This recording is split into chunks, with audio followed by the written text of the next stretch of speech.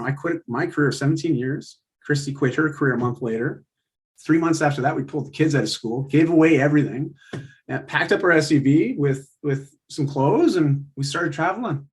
And then all the other girls at the restaurant were like, oh my gosh, and just like freaking out about this good looking guy at this table. And I looked at him as this military brat looking guy. He had a shaved head, fitted clothes, like not my style.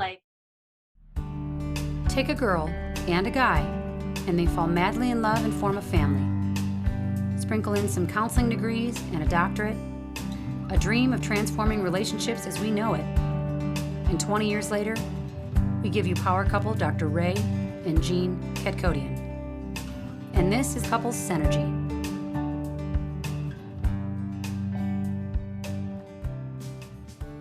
Welcome back to another episode of Couple Synergy with Dr. Ray and Jean. Hi, I'm Dr. Ray. And I'm Jean. And this is our podcast about love, marriage, and relationships. Check us out online at couplesynergy.com or on Facebook and Instagram at Couples Synergy. And please subscribe to our podcast and leave us a review or send us any suggestions on topics you'd like to hear more about. And now on to Couples Synergy, an in-depth look at love, marriage, and relationships, where we bring you our experience helping thousands of couples transform their relationships for over 20 years.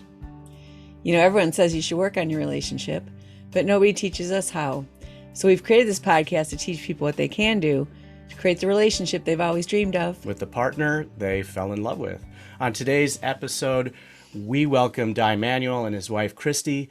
Dai Manuel is a super dad dating his wife with a lead by example way of living, who is on a mission to positively impact 1 million role models around the globe to lead a functionally fit life through education, encouragement, and community. He is the author of Dai Manuel's Whole Life Fitness Manifesto, as well as a TEDx speaker whose talk is called Why Vulnerability is a Human Thing. Hello and welcome to our show, Dai and Christie. Thank you so much for being on our podcast. Well, thank you. And I got a full disclosure, and all that stuff that you just shared, none of that would have happened because it's our story. And I want to have full disclosure. Everything there is only because of Christy, and definitely teamwork makes the dream work, as the cliche goes. And but yeah, it's super cool to be here, and also the fact that Christy and I were checking out this platform.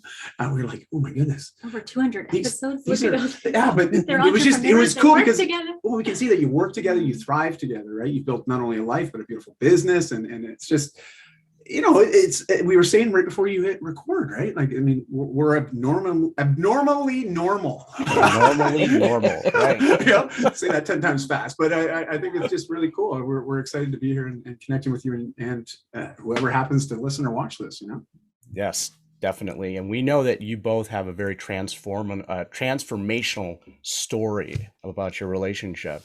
Before we get into that, can you guys tell us, how old are you?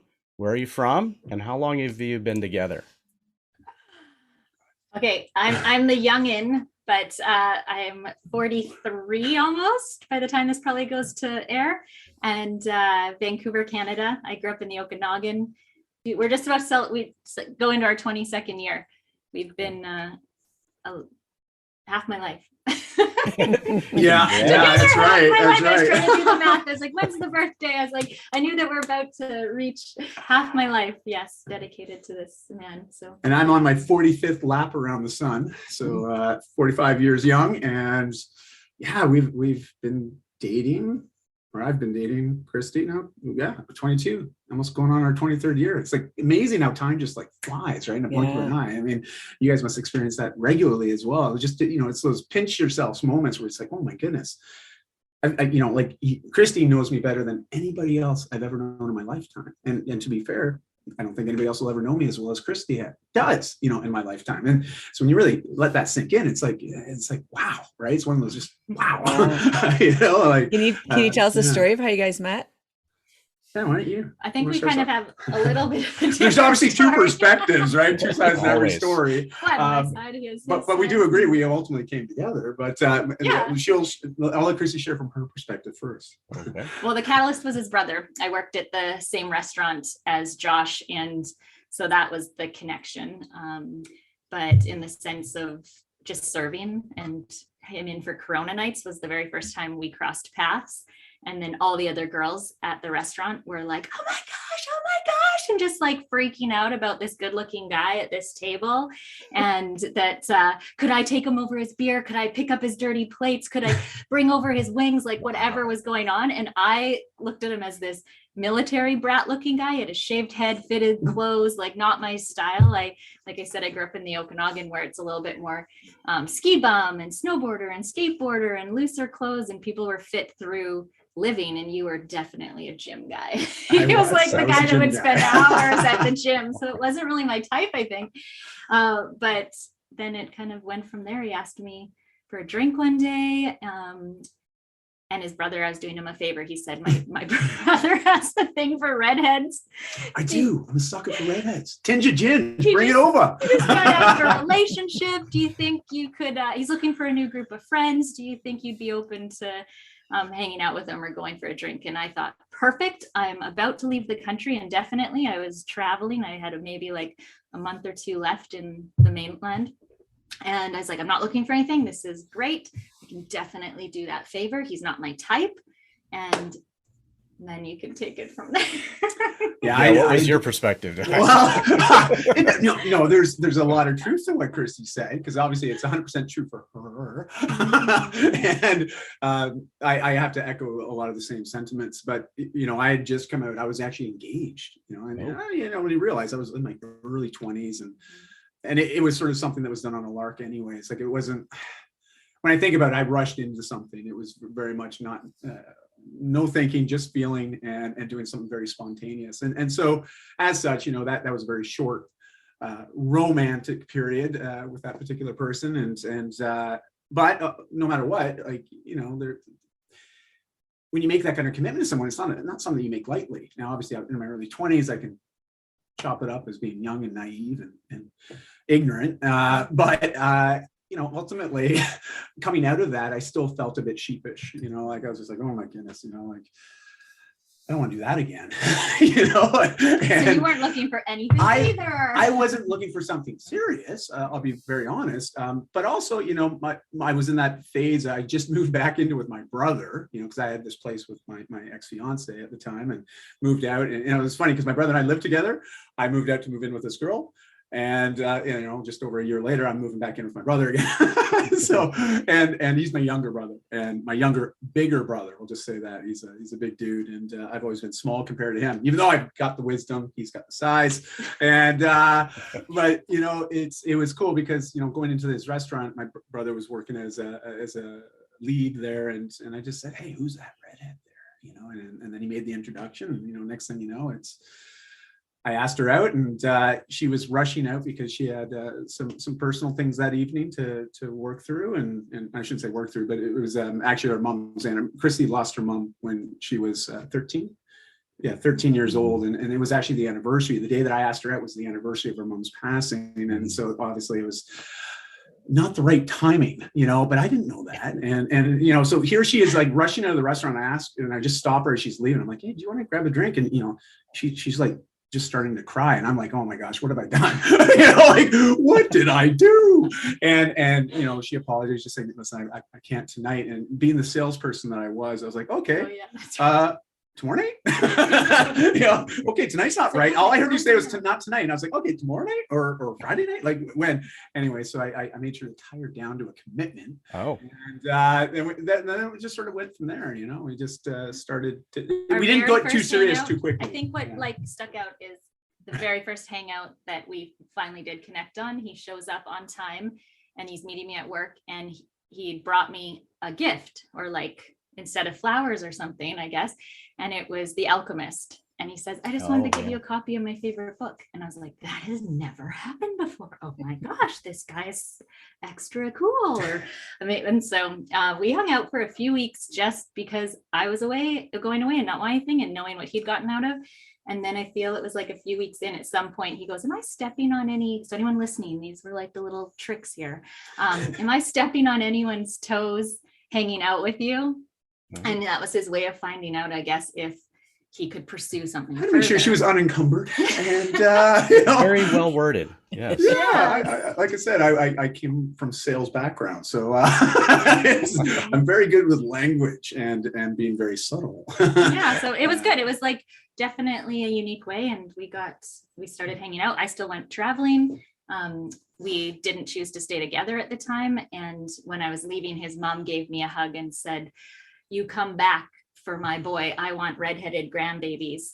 And we'd only been together for Go, like Mom! a few months at this, like hung out only for a few months, but that really sparked with like, oh, I didn't realize we were at that level, or like at that kind of point, or she cared that much. What has he told her, and that kind of stuff. And then eventually it was like 6-8 months later, I came back on a whim and said, I'm coming back. And we've had our ups and downs and rocky roads, but I think we were about 1.5 years in to dating, and we thought we should be parents. That's the next step. We should start having babies. That's the next step. And Okay. yeah, like my mom was told like that she had a health condition, she couldn't have kids. She ended up getting 7 years later, got pregnant. So I thought it might take a while for me.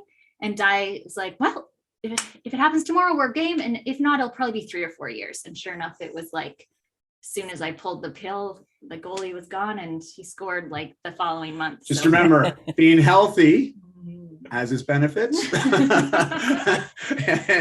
and obviously the swimmers, they swim. It's worked out well, though. There you Like, go. so we can segue to a different question, obviously, but it has, I don't think we would be here today Yeah. if we hadn't had children to fight for, and we'd made that decision, obviously, intentionally. It wasn't an oops overnight, one night stand. We intentionally said, let's have kids. And so we fought through a lot of stuff. So I'm grateful for that quick decision. Because What was it about each other that you fell in love with? Well, Christie's honestly the kindest, most considerate person I've ever met. I mean, I have red hair. I can be like a total. No. Trust me, she can be tough and fair, but it's always within. I've never seen someone that could be so stern and forthright, but do it in a kind way where you walk away feeling like loved, right? Like, and I mean that's a special skill, to be able to not only tell somebody how you really feel or think, but also have them walk away feeling loved and appreciated and not offended. And I was always impressed by that, because that was a skill that I admired. I wanted more of for myself. And but then also she's beautiful, and she's gorgeous red hair, and on top of that a smile and personality to match. So what wasn't there to fall in love with, so but it's, as Christie alluded, that we've had our challenges too, and a lot of those are brought on by me, if I'm perfectly honest and transparent. And I won't go into all the details unless you guys want to go there, but the TEDx talk, I sort of talked about that pinnacle moment where things turned around, and that was just over 12 years ago. And so the last 12 years, have been one hell of an adventure, and it just feels like it keeps unfolding by the day. But you still love me. Oh, of course we still love. And Never I still stop love you. loving. But we've definitely We've grown I'd up work together. together. Yeah, Like I feel like just initially, I guess, when I first hung out, it was like, oh, this guy is actually quite intriguing, and he had so many things to share about things he'd accomplished or things he had been projects in the works and that. And so it was a really stimulating conversation when we would connect, and really deep conversation at times. And I swear, after our first 2-3 hour, our date went for 2 or 3 hours. It was so long, kept talking. I thought, this guy has got to be in his 30s. Like, he's well over a decade older than me, maybe 15 years older than me. He's accomplished so much. And then when I learned that he was actually like only 3 years older than me, I was like, oh my gosh. And so yeah, we just kind of kept hanging out, and it was definitely personality and the stimulating conversation. And then there's the physical attraction that grew there. And then what's kept me in for the love is just the commitment and the ongoing pursuit to, like, he says something and he does it, like follows up with action. And so there's still been those mistakes or those errors and things. And it's just like, instead of the sorry, I'm not a lip service person. And I've always appreciated that about Dai, that he follows through. Why did You're you a man guys of choose action. to have a baby before getting married? Well, I guess it's Yeah, so neither of us are interesting. religious, really. Like, No, though I mean, my grandparents, we were raised had a different Christians, opinion. and yeah, like, and even Yeah, your grandparents for sure. I think it was more along the lines of when we started to realize we were getting serious, or that we were like looking at more of a long-term relationship. There was this conversation of, I don't know if I could have children. And is that something that we are prepared to continue moving forward with? Or is this where we just cut our ties here and call it quits now? And that's when it came to the decision of like, it might most likely, we thought it would take 3 or 4 years at least. We knew that with science and everything that's happening now, it wouldn't be that we wouldn't be parents. But yeah, I think that was initially, we were thinking we'd still have a little bit of time as a solo one-on-one couple, and it just didn't happen. And to be fair, like, then we got pregnant, and then it was like, okay, well, we were fully committed to each other. Like, I mean, but this is a life commitment. That's also why we even contemplated having kids early and just even start trying.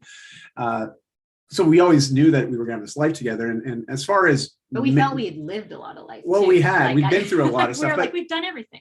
more importantly, though, it was also just the stance on marriage and the whole ritual of it. To be honest, it just, where we were in our life and in some of our belief systems, it was just, we don't need to go through the whole thing. Before we found out we were pregnant. That's right. Oh. So he actually proposed to me before we found out we were having a baby. And I said, great. So we announced it to your family because we were visiting them out east in Ontario. And that's right. Then you ended up, I said, let's just not announce it or tell anyone, because I want you to bond with my family when we go visit them in a week, like, and spend quality time with them.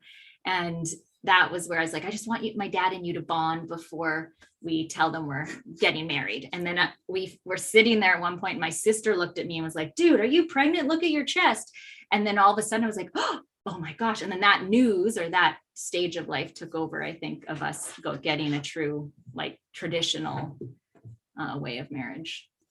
For us, it wasn't, we were already fully committed. So it wasn't a matter of we didn't feel the pressure from our families to have to get married, even though we were already fully committed, having kids, our first daughter, and then our second one happened with, next 2 years after that. So we always talked about it. We were going to do it. And then just life happened, right? Like, just life happens. I was building my last business. And on top of that, we're building our family and this life together. And it just is funny how time just snaps by, right? Like, I look at the last 2 years. I mean, it's been a kind of a blank. I know they just celebrated 2 years since they announced the pandemic through the World Health Organization. It's like, it's been 2 years already. It's like, feels a bit like Groundhog's Day, right? And but it was funny. We ended up eventually doing it, getting married, but not until December 12th, 2012 at 12:12. Wow. Yeah. Because, I know, weird. Was that planned? Well, when I saw the dates, sort of intentional. Yeah. Because I was like, I'll never forget this, ever. I'll never forget our anniversary. And it was also because our kids. It mattered to them. Yeah. It mattered to them, but also because the friends at school would start to ask, or the teachers. So it's like, oh, so how long your parents been married? And they're like, well, they're half married. Yeah. And so as soon as the kids started saying that to their friends and teachers that we were half married, we're like, you know what? They considered half married just because we hadn't had a wedding. Yeah. So they knew we were committed for life, but they wanted to see pictures of the wedding dress and what was the wedding like, and that's what marriage was to them. And so then we took them out of school and just said, hey, we're gonna go get full married today. So we still haven't had like some big massive celebration, but it was so perfect. It was. So half married because you guys were engaged. Forever. Yeah. Okay, yeah, forever. So no pressure from your parents, but pressure from your kids. Yeah, exactly. Right. Exactly. Is that meaningful to you now? Did it make a difference in your relationship? How would you describe being married versus being committed? You know what? It did. It did. Well, we called each other husband and wife before the actual ceremony. Like, we referenced each other that. And then I remember the night after we literally had just done our vows, and like, it was a very simple ceremony, but we were sitting on the couch and it was just like, hi husband, hi wife. And that, it felt true or real. And as silly as that is to seem, and I don't know, it's not like anything changed in our commitment or our responsibilities to each other. We'd already 100% shared bank accounts, like a lot of things that couples still, once they're married, don't even do. We were already doing it. And so there wasn't anything that way that changed. It was just more, I think, the integrity piece. There was also an internal feeling, though. It was that feeling, just like, yeah, my wife, like now saying it was like, yeah, but we've gone through the ceremony. We've we've legitimized it. Not to say that it wasn't legitimate before, but that's why I'm really sensitive to the language around this, because I know there are some very there's differing opinions around this, and I'm all for just being committed, but if that show of commitment through that ritual, I had a different perspective on it until we went through it ourselves. And then after going through it, I was like, I get this. I get it a lot more now. And but I think we're in BC, at least it doesn't matter if you're legally married or not. Like everything is. You're living with someone for 6 months. You have like common law. You're now married in the eyes of the courts here. We get asked that question a lot, though, by people like that are trying to decide if they should get married or not, and what's the difference. And, I think for human beings, the ritual of something and the formalized commitment, whether it's to work out, whether it's to take a job, whatever it is, it adds a layer of something that's intangible. Right.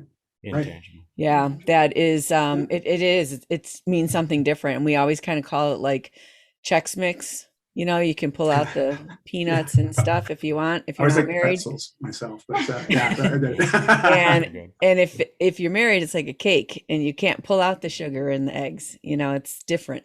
It's just a different kind of merging. I felt children was that probably for me. Like that was the non-negotiable. Like it was like, we have decided to have children together and raise a family together. And so, but I was really stuck on the way of, even before the actual marriage, it was like, we've committed to life. Like I was kind of raised like, you don't get divorced, and like you're together, it's a commitment for life. And I felt that, and I was really, and Dai comes from a divorced home, and you were old enough to understand what was going on in his early teens. And so I think he was a little bit easier to be like, this isn't working, we're done. At one point in our relationship. And I was like, no, we have children. Like, so to your point, Jean, where you said like, what's the legal kind of line? It was like, that's what I looked as children versus just the ring on the finger and the signing of the certificate. Right. So. Yeah. Now you guys alluded to a pretty difficult time, like 12 years ago. And, Dai, I know we heard the TEDx talk and you talk about that time, but maybe you guys can kind of briefly talk about that for our audience, about what struggles you guys were facing at that time and how you handled it. So for those that are new to this story, which I imagine anybody that's listening to this right now or watching this is probably brand new to it, and that's cool. But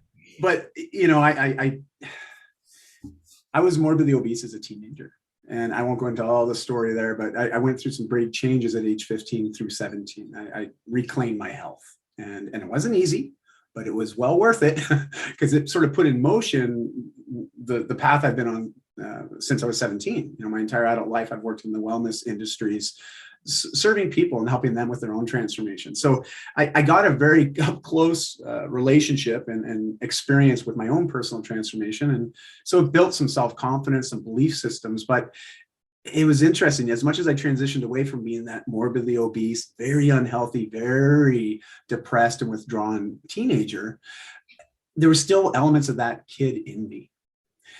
And as such, even though I started to shed that image and start to, really redefine the life that I wanted to be living, I realized there was still a lot of baggage I was bringing with me, especially on the psychological side. And for me, I dealt with social anxiety, getting around groups of people, like, because I used to always get really anxious with that because I'd always feel like everyone was judging me, and they probably were, I don't think I was making it up. I know I'd see the snickering through the hallways at school, especially, right? And the pointing of the fingers, and it was tough, and then getting into my later teen years, and people always ask, what was the biggest motivation for your change? I'm like, well, to be honest, I wanted a girlfriend, like I wanted someone to want me.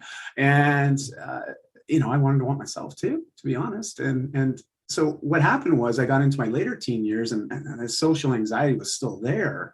As much as I'd shed that old persona of who I was, I hadn't let go yet. And then all of a sudden, now the thing that I was controlling and really soothing my emotional state with as a teen was food and video games and movies, sedentary lifestyle, eating a lot of things that made me feel really good in the moment. Transition into my late teens, my early 20s. Well, I wanted to deal with the social anxiety because I wanted to be more social. I wanted to not be like that person anymore. And well, I discovered alcohol. And alcohol had a very similar effect on me that food did.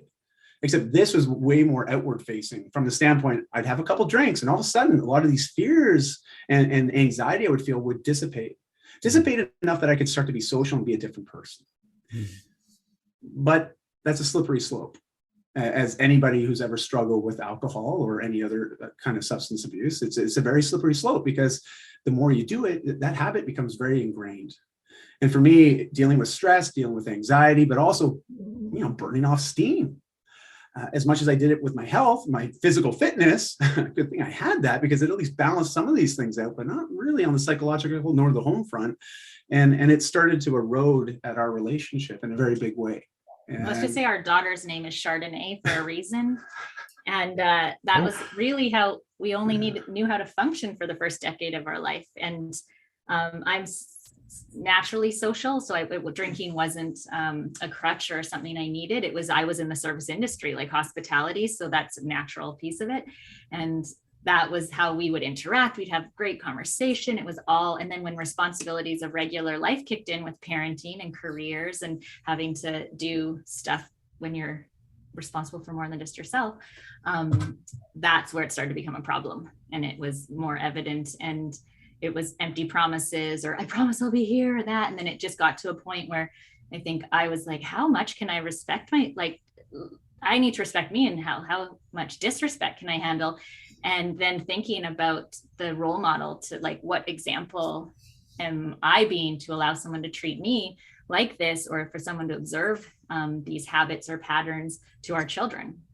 And that's what kind of led to the TED Talk, where it just got to a point of, I knew he was a good guy. It wasn't a matter of being like, hey, I'm done with you, but this isn't working. And my ultimate goal is that you are the man that you'd want to marry your daughters. Are you being the person that really you'd want them to be with? Are you okay with someone treating them this way? And that was that wake up call, or that moment. And I've only ever seen action taken from that. And I know there's been a lot of other people we've come in contact with that have been in similar circumstances, and the outcome wasn't that way. So it's just, you've just always kind of kept going, which has kept me on board, and to this day. So. I can really appreciate that question that you asked him, because when we're coaching couples and I'm coaching the husbands, one of the things I have them really focus on is, flash forward 30 years, what kind of woman, what kind of, man do you want your children to be? What kind of partners do you want them to have in their lives? Well, how do you want them to carry themselves in this world? And what are you role modeling to them now to help them become that? And so that when I heard that question, on TEDx, I was like, bravo, that's really awesome. That's a really, really powerful question. It was all her. I'm sure I got it from somewhere. It came from somewhere. It's amazing though, the right question asked by the right person at the right time with the right motivations, how we can provide the right result. Ultimately I know it still came down to making a choice, making a decision, and then immediate action following the decision. But, it just started from a 1-year commitment. At that point I was in my early 30s, and it'd been almost a decade of me with these behaviors and this constant 2 steps forward and what felt like 3 steps backwards. And it got to a point where it's just, I was exhausted with it too. I was, dipping my toes in the water of burnout in a big way. And on top of that, that would also make me want to drink some more, to at least avoid the pain and discomfort I felt with my own life and my own situation, because I didn't have any other ways of managing it. I hadn't had anything role model to myself, with other men specifically. The behaviors I was emulating was just what I thought was normal, because that's what I'd seen with all the men that I'd, been mentored by, been coached by, hung out with. I looked at my community of association, and the majority of them acted the same way as I was acting, and which just led me to believe it was like, okay, well, if I can't change the people around me, I should probably just change the people around me, and it started with a 1-year commitment I made to them, but more importantly, I made to myself, was to go 1 year without drinking. We've met a few other men that have started their own communities for the same reason. They were looking to heal themselves and couldn't find anywhere to go.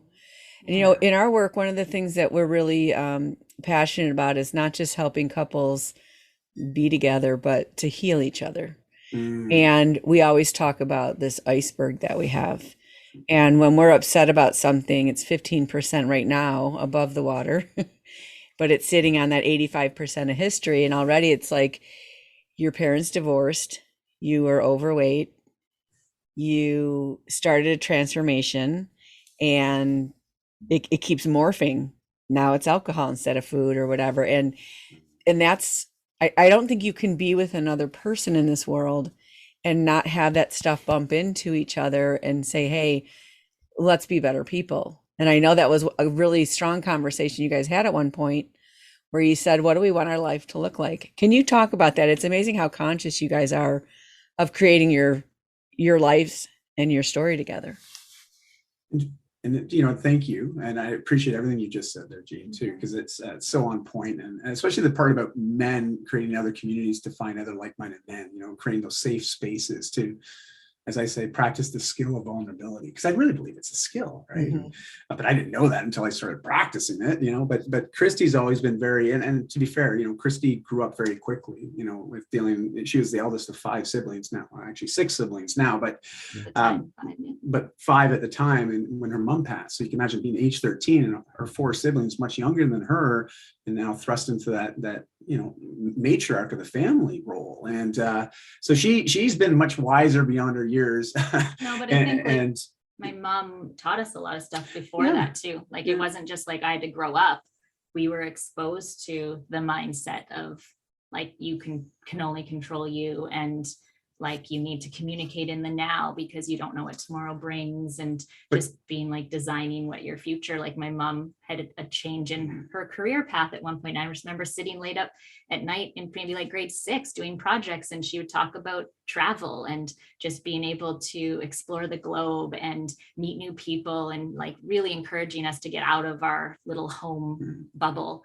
And so even though at that time I would have been 13 when she was no longer around, it was like that still was there. And so moving forward through life, making decisions, and my grandparents and my dad, like we were just really lucky to grow up with such examples of treat others the way you want to be treated, or everyone is equal. There was no, like you treated the janitor the exact same way as you treat the president, like everybody is equal. And so I think just growing up that way, no matter what age it was, it was just, and personal development was kind of a part of our life in our early age. Most of my friends were reading gossip mags or trash novels or something, and we'd have the 1-minute manager around, or as we started to get into different businesses, as we started to date and be exposed to the magic of thinking big, and just books that really John made Maxwell, you think differently. right? John Maxwell, so Tony it was Robbins, like our like university together. Well, for me, I was so driven from a career standpoint. So for me, it was more professional development than personal development, even though I know that there's such a tight overlap, but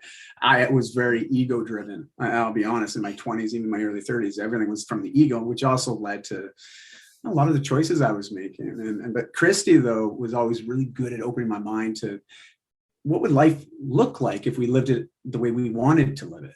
Like actually, you know, because for me, I grew up watching my parents building their own companies, working full time, and sometimes working for others. Like just this strong work ethic was literally driven into me. It was just what I was role modeled by. So like, I just always thought, you know, I'll have a career, maybe I'll have my own company, but that's what I do until pretty much the day I decide to retire. I retire at 35. Well, I used to say that. Yes. Like he was like, well, ever since I met you, you were like, I want to be retired by 35. And then it was like, we just were naive or oblivious to what that actually meant. but the cool thing is Christie. But I like that about you, because you weren't like the 9 to 5, 40 hours. Oh no, I was always about let's figure out another way of doing this. You know? So that attracted. But when we started having kids, and you know, Christie had always alluded to this idea of really lifestyle engineering or life engineering. You know, this idea of developing the vision for the life that we really want.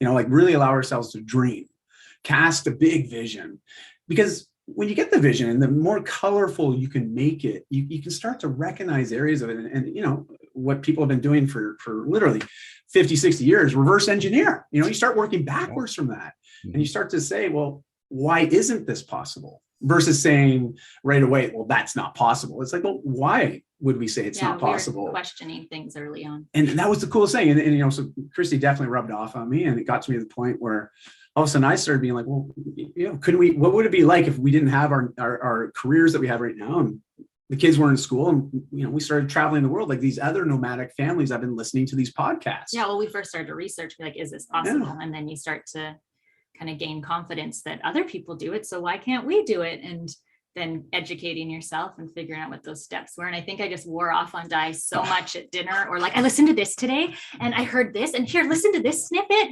And then eventually, because I was like, there's no way I'm not leaving my career. We're building this company. I can't leave this. I can't leave it. I'm a C-level here. I'm a founder. I can't leave I wear this. fancy suits or have fancy watches or like all these things Oh matter man, to ego, right? And it just got to a point where I was like, oh, I don't really like what I'm doing anymore. I mean, I kind of like the idea Christie's sharing there, and it sounds right, and it sounds like it'll be way more fulfilling, a lot more joy, a lot more happiness. I always like, why wait? Yeah, I think it's Joseph Campbell that wrote the hero's journey, or coined the hero's journey, and that idea of like, well, what's our hero journey? And it was funny because this is all full circle. She mentioned the book I gave her on our very first date, The Alchemist. Yeah. The ones that are familiar with the story, it's just that, right? Like we set her on these heroes' journeys thinking that, our pot of gold is at the end of some rainbow. And then we get there and we find out, oh, you know what? The rainbow and the pot of gold is actually back where I started. and so it was this sort of full circle. And then it got to a point where I quit my career of 17 years. Christie quit her career a month later. 3 months after that, we pulled the kids out of school, gave away everything, and packed up our SUV with some clothes, and we started traveling. Like, we just set out. Now we set out for 1 to 2 years. Yeah, Like, we were thinking it would be 1 to 2 and turned into people. 5. So it was like We were a little irresponsible still in we our were 30s. super irresponsible. We were irresponsible in our early 20s, irresponsible in our 30s. But it's worked out so far. We feel like there's definitely angels keeping an eye on us. So we've been very lucky and fortunate. So. Yeah. How long after getting sober did this happen, where you quit your careers and went on the road? 5 years, like almost 20. 5. It was January 2010. I remember Dai decided to do his 1 year because we went to Disneyland, and it was during the Olympics here in Vancouver, and it was like 4 months of you really trying hard not to have a drink. And then by May, some of his people had joined board, and then he got easier. So I remember it was 2010, and then moved into the city, and like, so it was 2015, December 2015 when we took off. So about 5 years, 5-6 years. Yeah. Mm-hmm. I sort of submitted myself to a lot of growth, because when you take away the crutch, you got to learn how to walk. and for me, alcohol was my crutch. It was, and so we took that away for a year. And during that year, it was really challenging the first 3 to 4 months. And fortunately, Christie was really, I thank you for pushing me, because I was very resistant to the idea. And I'm not going to say all men, but many men, just, asking for help. Not something that comes natural to me. I can corroborate that. Thank you, Dr. Ray. So it's, and I knew I needed some support. I needed help, and I couldn't rely on Christie to be that person for me all the time. Because it wasn't fair to our relationship, and it was definitely compromising certain things at the home. And so she encouraged me to seek out help from somebody else, and found a psychiatrist. I worked, was it 3 or 4 months roughly? I worked with him, and it's my first counselor. I don't even know. Yeah, well, then we also had the relationships counselor, but remember, it was like second meeting in. She's like, we go together, and it's like couples counseling, and the therapist, she's like, I think it'd be good for Dai to come back on his own a little bit. So it was like, anyway, very subtle. It was good. And I subjected myself to doing the work. All right. At the end of the day, I just said, okay, I want to be this man. That's how I always envisioned myself being.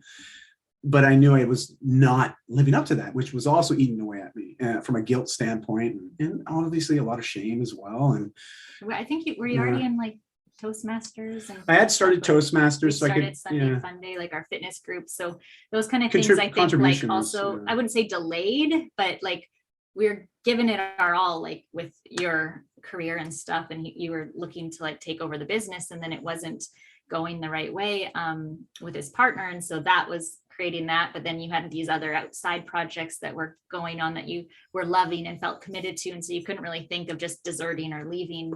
Our life was awesome. Like we had a great routine and great association and stuff. So as much as I had dreamed of one day I'm going to go travel and take my family, like before I met Dai, it was like take my family and travel. And I'd worn him down enough.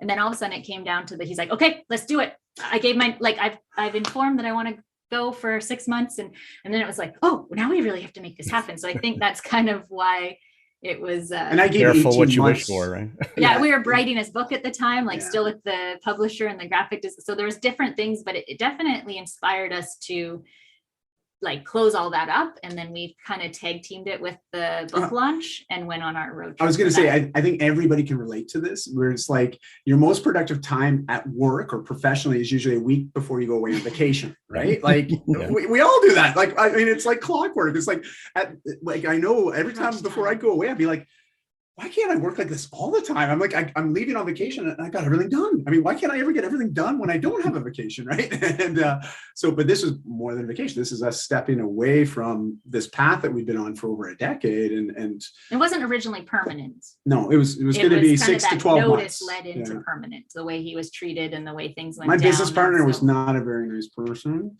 And I realized it wasn't worth it. I was chasing his life, not my own. It made the decision easier to extend because we didn't, but does that answer your question to that point? Yeah.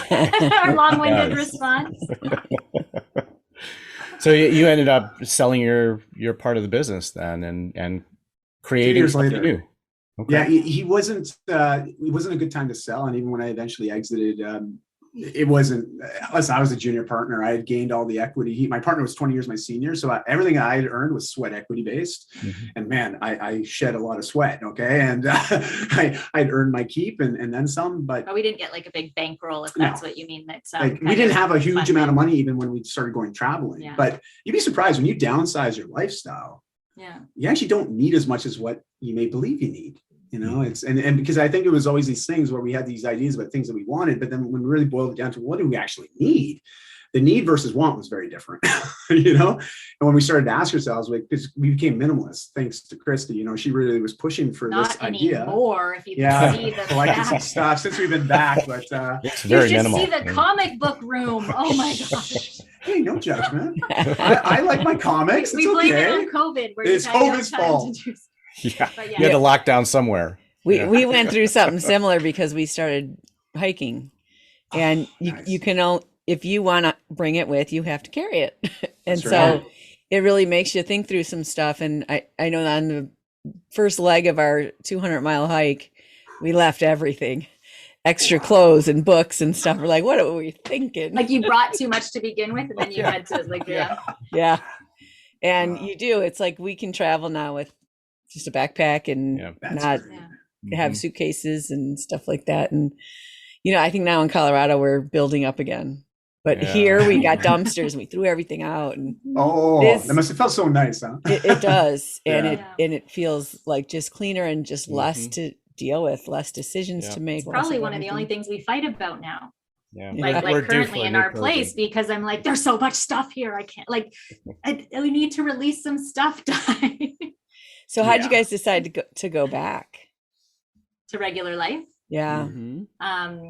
It was more for our girls and like honoring their request to finish high school. And so we'd agreed to go 1 to 2 years. And now we were like on our 4th year. And though we were all thriving and at the time we were based in Bali then for almost 2 years, and they had a great little group. But as kids got older and older, people kind of returned to their regular life and weren't really on the island as much. And so we said, okay, let's go back. Also immigration wise, I started to feel like healthcare wise with Canada, all the rules just started to go like, oh my gosh, how long can we really get away with this or be doing this? And so the stresses started to add up. And I just was also tired of being an entrepreneur for a little bit. I was ready I think I remember hearing a little bit about your guys' story where there is that fear. You've got both feet in on the one income and just like knowing that in the situation we were in out of our own like home country, someone could pull the chute anytime. And so I started to shut down and just like crave normalcy and return to routine and plug into show up, do something I'm excellent at, go home, know the bills are paid, and just be able to take a break and a rest from planning and strategizing. And I was also unfortunately tired of giving. I was like, I just need to be receiving for a little bit. I needed to be selfish. So that was my decision to return home, honor the girls. We also had commitments already still in Bali at the time, so we couldn't just pull the chute like that. So I returned early, then got life set up with school and our new home, and had to outfit it with all like new stuff. We'd given away everything. So it was a job in itself. And then was 8 months later, 6 months later, Dai naturally returned home. Thankfully, it was right before Canada shut down for COVID, but he was already made the decision to come back to Canada and start living regular life. And then who knew, like whatever, 3 weeks later, I think the border shut. So were you guys traveling like all the time, or would you had places you went to and stayed for a bit? We're slow travelers more so. So we didn't have any agenda when we started traveling, other than we wanted sunshine, being in Vancouver, very much like Seattle, for those that may not be familiar. So if you're familiar with Seattle, wet and gray, for a good 7 months of the year. And so it was January, and we're like, man, peace out. Let's start going south. We had points see what happens. We did have points. We went and stayed with some friends that lived just outside of Seattle. We stayed there for a couple of weeks, but we didn't have like an itinerary ever. No. And we never flew into or drove into places that were like, we have to see this museum and check this tourism thing off. And sometimes I regret I wish we'd been a bit more intentional with our things, because at the same time we're like, oh, we'll come back. So we had points of interest or places we needed to be every once in a while due to like your brand commitments and stuff. We'd have, like, you had to go to Israel and Paris and London. Like there was times you had to be somewhere.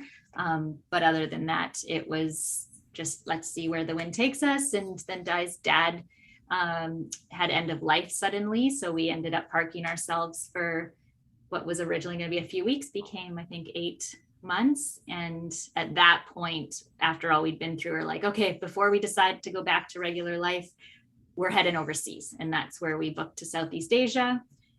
We're there for a little bit, loved it so much, and realized the world came to Bali. And so we committed to making that our home base. And we kind of went from there. And as you have to visit different areas through that zone. But we weren't living off of an airplane or out of suitcases for too long, maybe like not the whole time, at least maybe like a year. So what are you guys reverse engineering now in your lives? Good question. Well, our empty nesting. Yeah, well, like, our youngest daughter, our eldest, is off at university now, and so she's definitely exercising her independence and doing a beautiful job at it. She's a great human being. And our youngest is got one more full year of school left. She's got grade 12 next year, and so we're at least 18 months away before both kids are done, at least the portion that we're directly, there to support them with. We'll always support them with post-secondary if that's what they want. But outside of that, we're excited just to get back into our sort of, our ideal vision is 6 months away, 6 months here. And that's sort of what we're leading into. But we'll probably be about 2 years away from that.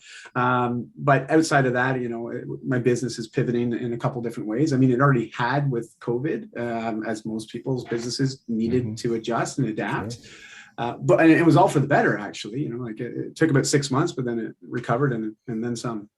So it's the last 18 months have been amazing. And so we're sort of redirecting our efforts and developing some new online assets that and fine-tuning our association, like who it is that are the key relationships or people that we want to invest deeper time into, whether that be people we want to travel with, we want to do events or certain projects with. We're in that kind of like reflection, fine-tuning phase, as well as the sunshine, just 6 months here, 6 months somewhere, and get to experience different cultures and connect with. We're really fortunate to have a good like global base of friends or people that we've met, whether it be through like online stuff or physical connection at some point. So to be able to nurture and strengthen those relationships too. That's ultimately what we're working towards. Yeah, that's really awesome. We had that plan. Yeah. Yeah. What happened? Yeah, we were gonna go like in different cities, check them out for 6 months, and we ended up just falling in love in Colorado. We love to hike. And so we go 1 week a month because we have a business here. We can't just not be here. And so but it unfolded and it's beautiful. And we live in a place that has the most sunshine in the whole country, which is really nice. Really? Yeah. Where's that? It's this little area. Maybe they don't want people to know. Maybe it's secret. It's called the Banana Belt. Yeah, it's part of the western Colorado slope. Yeah. Cool. There's a banana belt area there where the temperatures, because of the mountains and everything, and sunshine is awesome. It's like a little south of Grand Junction, that area. It's beautiful. That's cool. I didn't realize that was even an option down there. Like, I had no idea. Yeah, me neither. And we're 6 years out of being empty nesters, so we got to say we really thoroughly endorse it. It is a great experience. Yes. Oh, you've been empty nesters for 6 years. Yes. Nice. I don't know. I'm still in that little bit of like a emotional transition of, and not so much like helicopter parent, but just understanding like what that relationship looks like as they do become more independent and get their significant others, or what their dreams look like. And so I like that we're still leading by example and continuing to dream, or kind of. Yeah, and our kids moved away. They both live in different states, and you know, and I think the nice thing about that is when we visit, our son's home right now for the week, is we get him for a long chunk of time instead of like Sunday dinner if they lived closer. Right. So it's kind of fun. Yeah. And it's fun to hang out with them as adults. Oh yeah. It's very different. Yeah. We love our kids and their friends. We're really proud of the friendships that they've made, and we like having them over and stuff. So it'll be hard to say goodbye to some of those as they grow up and like move on to different things too. What would you guys say to someone who was contemplating a really big step, like quitting your job and going on the road? Well, there's part of us that we have a motto that's #JustDidIt. But obviously you want to be responsible. We understand some people aren't as free-willed, or well, I think it's more risk averse is probably the appropriate way to put it. I mean, for us, like, we weren't very, I mean, I don't know if we're great examples of what to do, with the exception, I mean, we knew we wanted to do it. And when you start to ask yourself, I don't know if you're familiar, but Tim Ferriss did a great TED talk, and he talks about this exercise called fear setting. And it's this idea of asking ourselves just, okay, well, this is what you want to do. Well, what's the worst that can happen? And, you know, you just allow yourself the opportunity to think and really think, you know, and try to be logical with it, not, you know, oh gosh, the moon could crash into Earth tomorrow, and oh my God, you know, like be realistic with it, okay? And it's because, yeah, of course, any of us could step off the curb tomorrow and get hit by the bus, but look left, look right, okay? But you know what I mean? Like, for us, it was really just, what's the worst that could happen? And for us, it was like, okay, well, we might run out of money. We could be somewhere and have no money. The car could break down. Then what? And we have to return to our life. Well, and that was the thing. We were like, well, we're both very employable. Yeah. We do have family that actually loves us, and they have couches. So you know what? Worst case scenario, we end up going back home and we rebuild. But that was really the worst that we envisioned could have happened, given the choices that we were making. But if you think about like somebody who's sitting there debating, it's just like, I think one of the earlier questions we'd asked ourselves is, why not? Like, what's stopping us? And so if somebody who's listening to this is like, oh, I so wish I could do that. We come across so many people that are like, oh, I wish I could do that. Oh, I wish we were able to do that. And it's just like, well, what's stopping you? And pretty much everything that somebody brings up, oh, my kids are in school, and my husband's job, or my wife's work, or whatever, like my aging in-laws or my parents, like those kind of things. I don't know about money. And I don't know. I just feel like there's an answer or an objection that is like, and like, okay, what else? Because all those could be handled, or are really the reasons of why at the same time. And I think the coolest thing about COVID, you know, the one cool thing that's coming out of this whole thing is the world's realized the way we treat the 9 to 5 is, it doesn't have to be status quo anymore.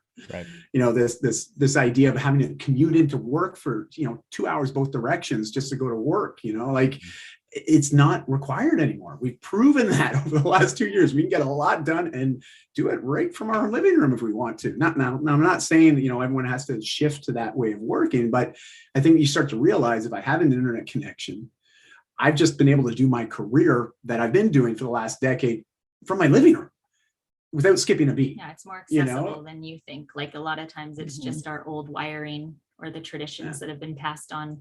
Legacy Us. traditions. Oh my goodness. Tear them down.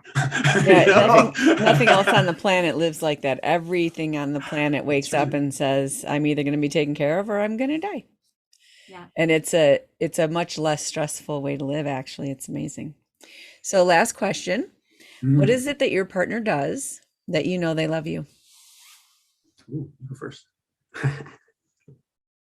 This is going to sound so bad. Oh, great. He cleans. I We know. call it porn for Acts of women. service. Foreplay. I am Porn not. for housewives. Yeah, my love I language is clean the acts of toilet. service when it comes to Dai. Because if he takes things off my list, if he doesn't ask me to do extra things, then that's where I'm just like, oh, he's conscious, he's aware, he's completely like connected to making me happy or helping me. And yeah, so when he's done certain things, I'm just like, I feel so loved, and I know that he's thinking of me first. Porn for women.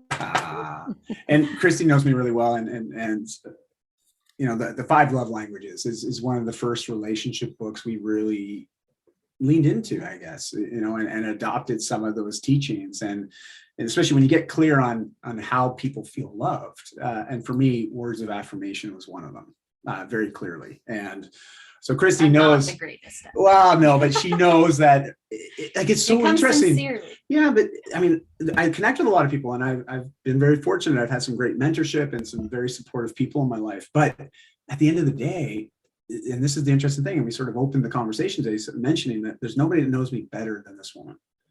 And I'll go as far to say there will never be anybody that knows me as well as this woman does. And on that front, it's actually the only opinion I really care about in my life. One is my own opinion of myself, obviously, and I think everyone should have a high self-opinion. If you don't, well, get to work. But it's that hurts, you know, it's knowing her opinion and her belief in me is there. Makes me feel unstoppable and very much loved, you know, and supported. And so those words of affirmation, they definitely pump my tires, you know what I mean? Make me believe that I can do anything. So yeah. And when I wear my hair straight. Yeah, so when she straightens her hair, I'm like, hello. Or braids. Or braids. Oh yeah, the braids. Yeah. Okay, but then we'll keep this to a PG rating, and it's all good. So we have a home study course, and in the 8th module, we kind of map out that whole thing. And you know, it takes a long time to merge as a couple like that, and to see it in you guys is really cool. Mm-hmm. And a lot of couples don't get there because they don't do the work. But to know that, and you guys know it's not easy. You got to fight through it. You got to fight for it. And I think the commitments and the kids and all that stuff help you stay in the game when the arena gets pretty hot or heated, you know. And it's a beautiful thing. I think it's the most beautiful thing we ever do. The most difficult. It's the most rewarding. most challenging, most rewarding thing we will ever have to do is have a committed partnership with another human being. Committed both ways. Yeah. Like in the sense where both people are in it. Yeah. Because I do see relationships, to what you just said, Jean, where they're doing one side, it's one-sided, and they're doing it all. And at what point is it like, how long can you really go on with just the one-sided? I remember one mentor in my life, and I remember I was complaining about Christy, and he checked me. He totally checked me, which I, you know, still to this day, I was so appreciative of it. But I was like, man, relationships are supposed to be 50-50. I'm definitely, you know, bringing my half. And he goes, what? I'm like, what did you say? I go, well, we should be 50-50. I don't feel like, you know, we're 50-50 in everything. He's like, well, there's your problem. Your relationship's supposed to be 100 and 100. You know, both people bring all of themselves to the relationship. I was like, oh, okay. You know, it's that moment where I was like, this is why you're the mentor and I'm the mentee. You know, so it was good. It was one of those learning moments, but yeah. Do we have time for us to ask you a quick question? Sure. Oh, yeah, sure. I'd be curious in the advice for just knowing your expertise and all the experience you guys have when a couple is in the dark days or they're downfall or their deep zone or what have you, if you have resources or advice or something to share with people to kind of start them on that path together, or figure out if they want to continue. One thing I would say to women is the person you're with does not have one foot out the door. They're just as afraid of you leaving them as you are of them leaving you. And to learn to find out what's important for you and speak your truth. And if you're the person in that relationship that's giving more and working on it, and the other person really isn't, you have to be willing to have a bottom line and a deal breaker in order for your partner to begin to change. And I would say almost all couples that we start working with, it looks like that in the beginning. And the other person, they just heard rant, rant, rant, rant, rant forever. And then when you make the action, right? Because men believe what women do and not what they say. And women believe what men say and not what they do. And it's when that one person's willing to take that action and say, you know what, I'm done. I've had enough. If you're not doing this, I'm not living like this anymore. Mm-hmm. And that's a really pivotal part of a relationship where it begins to change. What would you say? We always say that, all relationships end. And we just don't know when or how or where. Even if couples stay together for 70, 80 years, at some point, someone's leaving, right? And someone's passing away. And so the relationship will end. And so the goal isn't to make sure that your relationship lasts forever. So the goal is to learn, right? And each couple comes together to learn something about themselves and about their relationship and about their partner, and to help each other become better versions of themselves. And the times that you feel most alone, you're not. There's so many other couples out there that are going through the same struggles, the same challenges. And part of the reason why we wanted to start this podcast is to show that to everyone out there that might feel alone in what they're going through, that there are couples out there that are going through the same thing. You talk about TED Talks. I have never seen a couple on a TED Talk. Mm-hmm. Mm-hmm. And for us to be in this arena together and being the best man, being the best woman, and being the best us, and publicly doing that it's a very different way. You see a lot of people who are in the space of self-help or mentorship or whatever, but it's them by themselves. Mm-hmm. And I think that is, when you talk about this being the most challenging and rewarding thing you can do, I think it's also the most sacred thing. Mm-hmm. And if you want to be the most enlightened and the most grown, we talk about development, what's the end of that? It is to be merged with another human being at a level that you can't make a decision without knowing you will either help or hurt your partner too. That separation just doesn't really exist anymore. Closest connection you can have to another human being, mentally, physically, emotionally, spiritually. Absolutely. Well said. Oh, man, this is like nuggets. Well, we have a couple of friends we're going to send this podcast interview to. Well, hopefully and we then don't some. Well, again, but like in the sense of it's just we have our own experience to speak from, but we don't have anyone else's. Mm-hmm. And I know our advice may not be the answer for everyone. So, but we can see it in your relationship. Yeah. And when you talk about vulnerability, that's one of the modules we have in our chapter is the stages of vulnerability. And you're like, it's a skill. It absolutely is a skill. And most people have no idea what are the skills of being in a relationship, and what are the, how do you do that? And that's what our Relationship 101 teaches. And it's really interesting because we've worked with so many couples, couple to couple for years. And once we did that home study and we had them do that in conjunction with the individual work, they were changing so much faster. Yeah. They were like totally getting it, because we would teach it, but you'd be in a session, everything's emotional. They heard it, but they don't ingest it. Yeah. Right. And so it's really amazing how that's what we've discovered too. It's a skill. And there are specific relationship behaviors that work, and relationship behaviors that really tear a relationship apart. And so, yeah, it's fabulous. And you can tell the work you guys have done. Yes, definitely. Mm-hmm. Thank you. Thanks. I'm proud of where we've come and all that we've been through and where we're headed. So I know you feel the same. Yeah. Dai, if someone wanted to get to know you guys a little bit more, what would be the contact information? What's the website, and where do they get the book?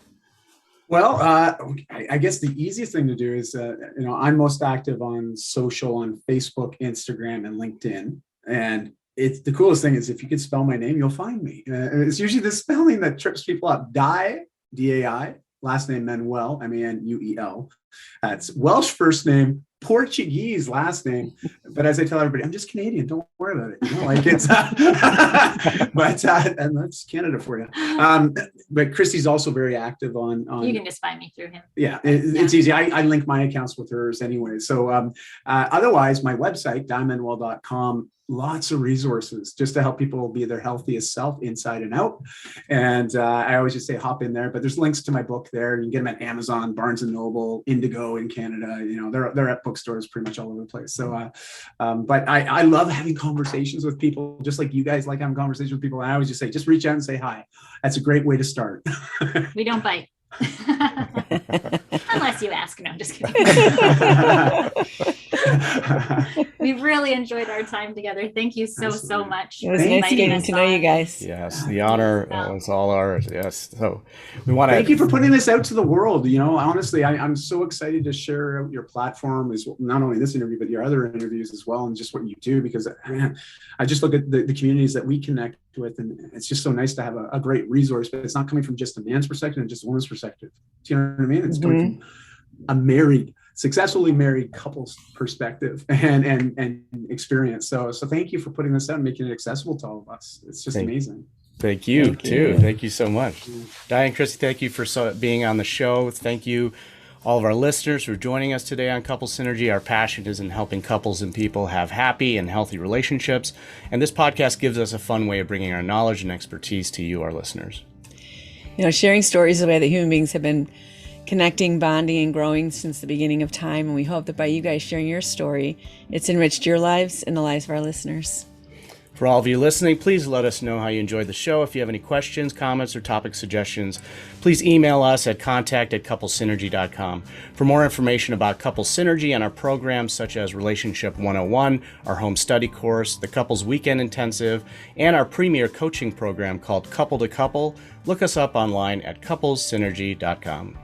And if you know someone who could benefit from this episode, please download it and share it. And thank you for listening. Until next time, synergize your life and synergize your love. You have been listening to Couple Synergy with Dr. Ray and Jean Ketkodian. Couple Synergy was recorded, edited, and produced by Dr. Ray and Jean Ketkodian. Voiceover and music entitled Breathe and Let Go was recorded and composed by Gina Gonzalez.